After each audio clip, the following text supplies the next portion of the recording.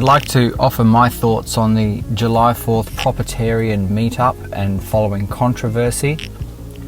My reaction to this went in 3 stages. Initially, my first reaction was to decry those punching right and say that anyone who actually does anything is doing better than those who sit at the sidelines and criticize endlessly.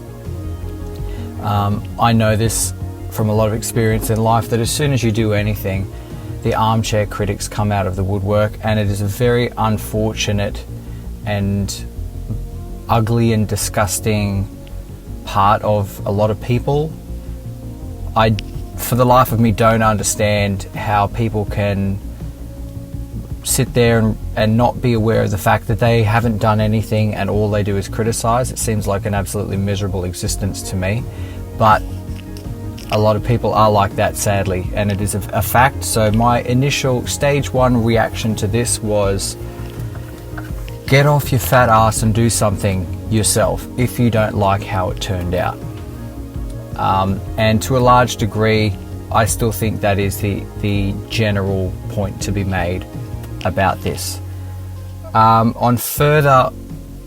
inspecting further videos on this, my second stage reaction was to appreciate the bad optics and appreciate the criticism of the optics that people were saying.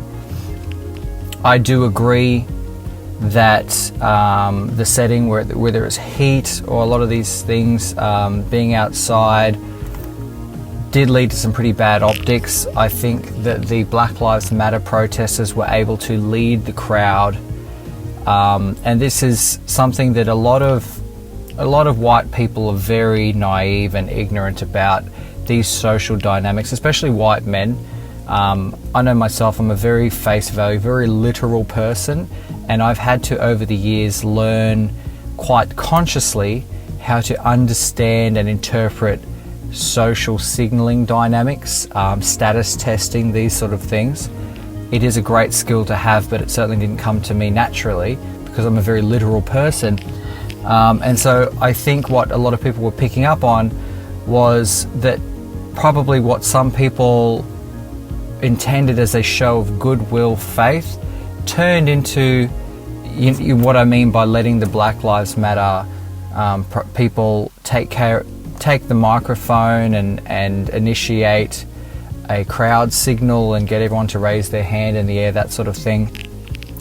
On one level, it looks like it was probably intended to be a show of cooperation, which is ideal, but on another level, which I do appreciate, it also looks like social dominance signaling. It looks like the Black Lives Matter people were socially dominant, and if you combine that with Kurt's biodiversity comments, it is unfortunate optics in that scenario, and I can appreciate that criticism, and I do still think that is a criticism that anyone involved should take on for the future. I don't, however, agree that a failure, let's call it a failure, like that negates the bigger point, which is that they're trying to do something really good and that they actually did something, and that trumps the armchair critics every time. The next thing is Kurt's comments about, some black group average advantages, let's say. I can see what Kurt was trying to do. He was trying to talk about a very touchy subject, the subject of group evolutionary differences and different averages and advantages and disadvantages of both is a very touchy and highly emotional subject. And so it looked to me like a pretty standard and very effectual negotiating tactic to offer some sugarcoating, to offer something favorable to bypass the natural defensiveness of those people, so that he could then slip in something that he also wants to educate them on, which would be less pleasant for them to hear, which would be that you know, the blacks have some advantages this way because we're, have a different evolutionary past. But whites also have some advantages, and those advantages are what blacks most likely perceive as oppression. But it's not really oppression, it's the result of the different attributes of a different genetic group. That's, once again, it's a very hard conversation to have for anyone, and so I think it is actually entirely appropriate that you have that in a very non-threatening, casual way. So Kurt was sitting down, he had a very shit-talky, locker room banter kind of tone of voice, and he offered some self-deprecation in order to bypass the natural defensiveness of entering into a conversation like that. I can see this both ways. I think under the right circumstances, that is a fantastic and effectual and correct negotiation technique, and I don't think he's stupid enough to not know what he's doing on that level. But on the flip side, taken out of context with the other optics of maybe the Black Lives Matter dominant signaling, it once again, I can appreciate, taken out of context, it's not the best optics either. And so that leads me to the next point.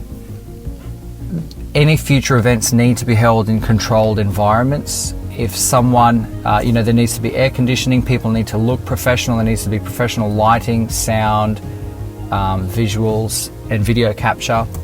And if there is an unfortunate situation evolving, you can just get security to remove that person or take the mic off them. Next question, please, that kind of thing.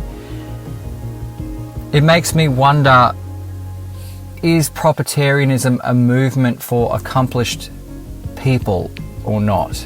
If there's no money to put on a decent event, well, what sort of people is the movement attracting anyway? Because if it's not going to be a movement that attracts high achievers, it's probably dead in the water anyway. I don't think it's not. It seems to be. But my next point is, well, if it is a movement that attracts high achieving people, well, surely there would be some financial resources available to put on a proper event. You could put on a great event for absolutely less than $10,000, and I don't think that's a huge ask. So yes, it was probably a bit of a rush.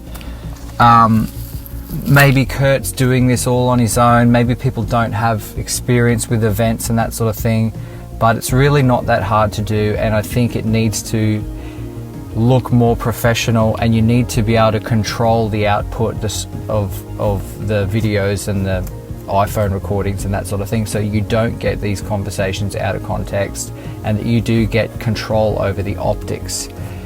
Which is another point. Propertarianism needs to evolve into a political movement.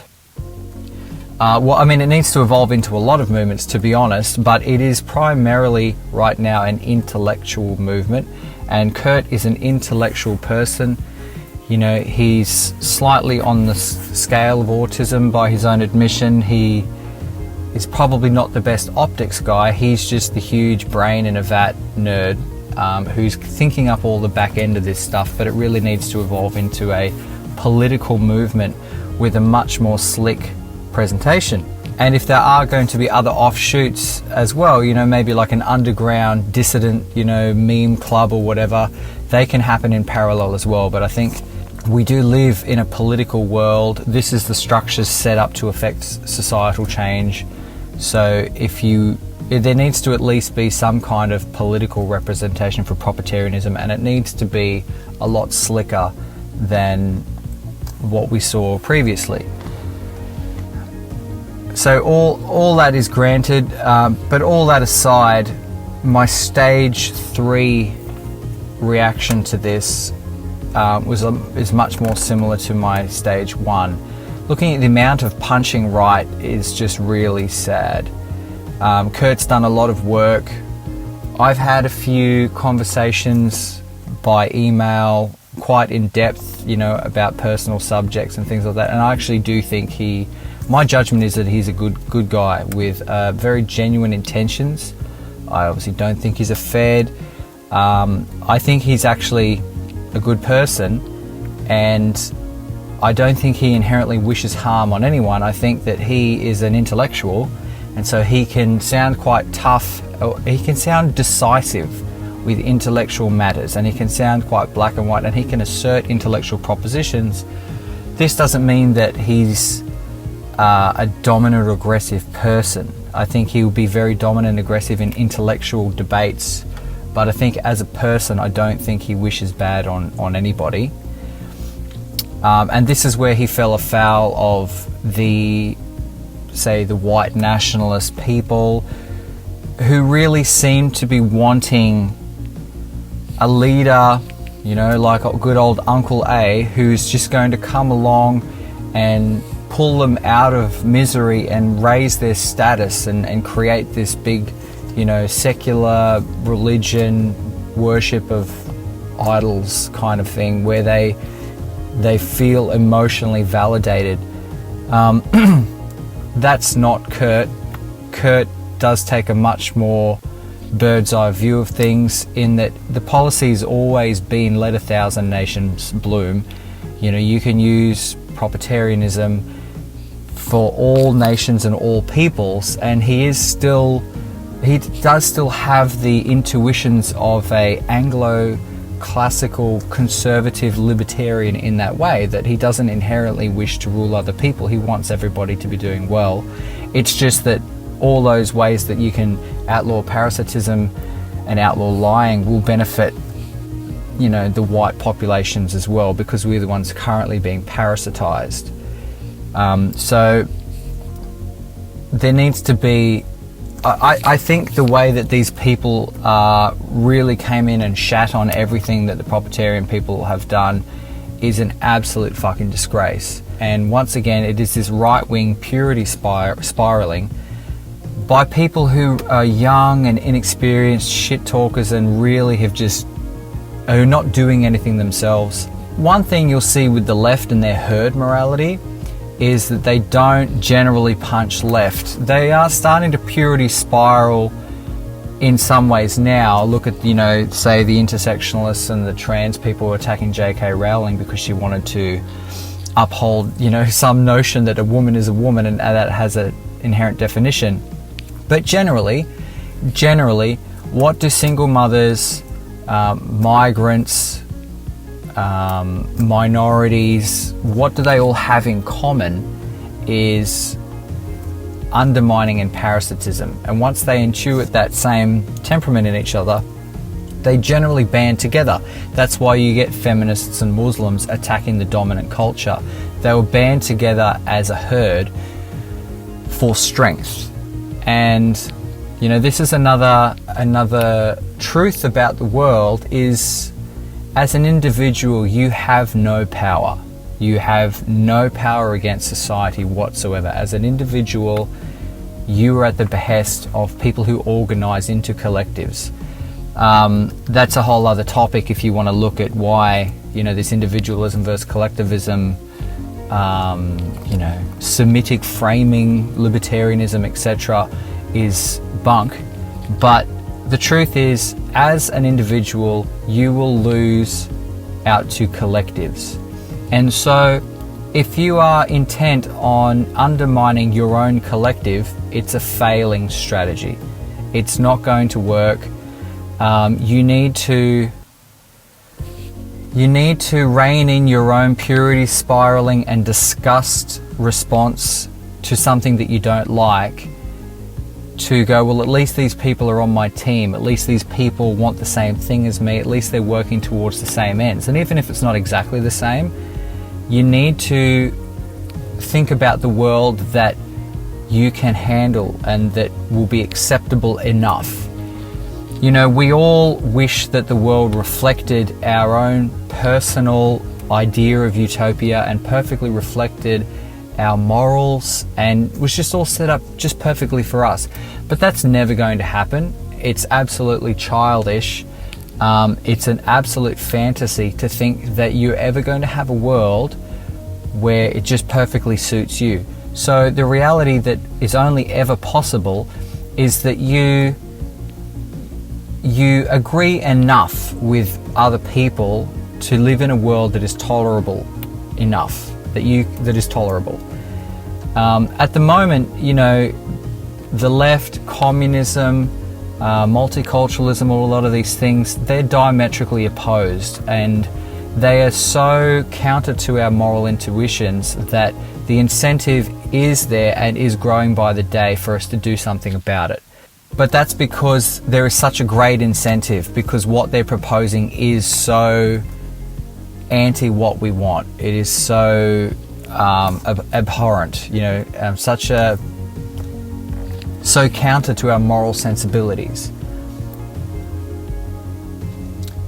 But less than that, you're going to have to learn to negotiate for the sake of strength in numbers with people who you don't agree with 100%, but you agree with enough to work towards a society that is tolerable for everybody, even just to be able to agree to leave each other alone. So there are going to be civic nationalists, there are going to be libertarians, there are going to be white nationalists, national socialists, there are going to be propertarians, there are going to be all sorts of groups. But in the way that the left is united in parasitism, the right needs to find what unites them and agree to that. And I think a really great banner to unite under would be: don't impose costs on each other, cooperation or peaceful separation, and that's it. And with that in mind, Kurt said it was Fuentes' boys that undermined them on July the 4th. I saw Fuentes undermining Patrick Little in a recent interview. I'll put the link in my description below. And it's absolutely behavior that needs to stop. It's pathetic.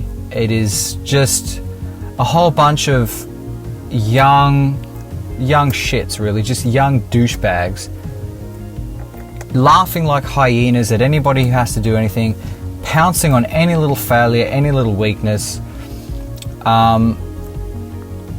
and it really needs to stop. It's absolutely pathetic, and I think these people should be flushed, blocked, disengaged with as soon as possible, because it is really going to be the death of everything, because the left don't do that.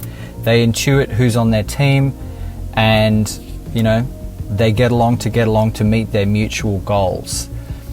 It seems a lot of these people, they're just social retards who have found the counterculture, and it's just that now the counterculture is to be moderately right-wing, because the left is the dominant culture at the moment. But like I said, just undermining, shit talking, demoralizing, laughing, ganging up on all these unhonorable, disgusting behaviors on anyone who makes the slightest slip up or has a strategy they don't like, and they'll say, oh, I'm doing it to make you stronger.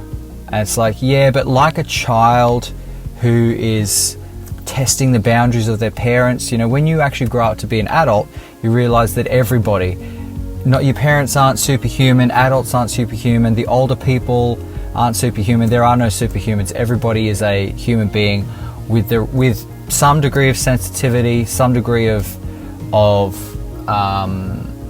ineptitude. Nobody's perfect. And so if you are going to pile on your own team, I don't know of any person alive who has unlimited tolerance for that.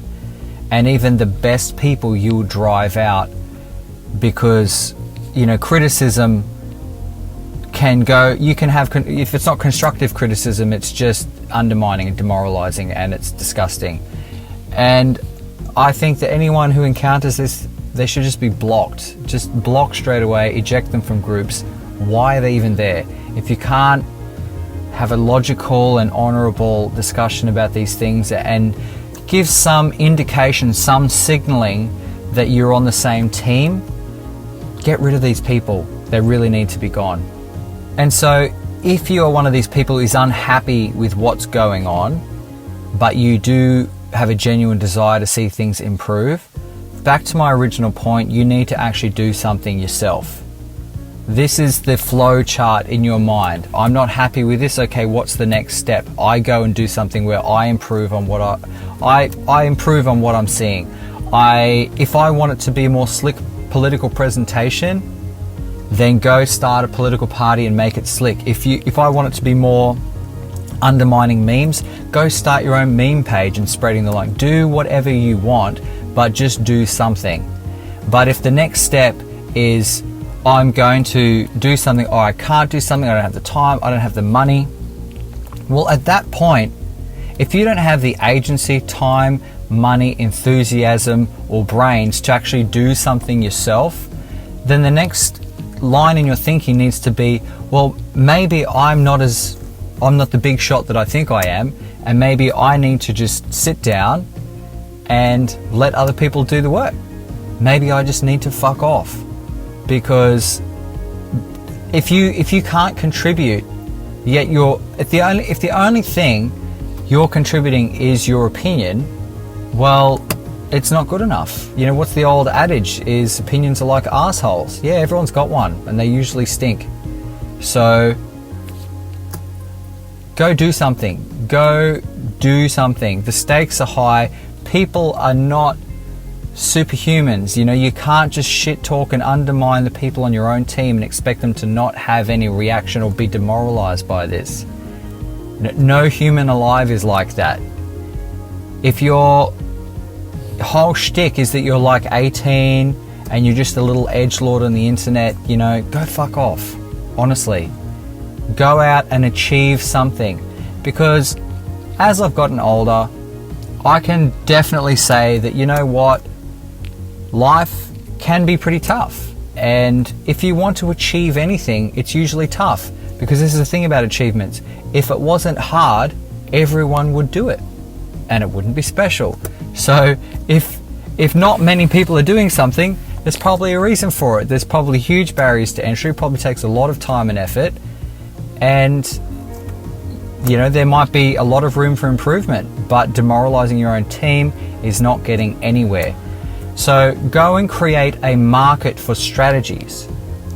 If you think X strategy would be the most effective, go and do it. Put some money and some time into doing it yourself. Go and do something.